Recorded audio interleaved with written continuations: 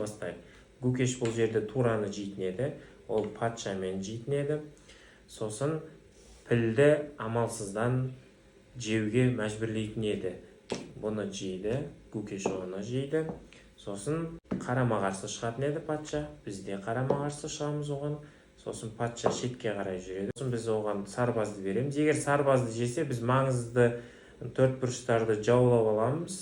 Орысша айтқанда поля дейді, сол поляларды жаулап аламыз да, ары қарта бізде ұтыс болып кетеді. Сол үшін олар не істейді? Патшамен артқа қайтады. Ондай кезде біз шах береміз, ол тағы да алдын жабады, біз патшамен жақындай түсеміз, ол артқа жүреді, біз жақындай түсеміз, қарама-қарсы шығады. Осы кезде шах береміз, ол не істейді? Жабады. Егер бұлай жүретін болсақ, онда пат болады, яғни тең болады.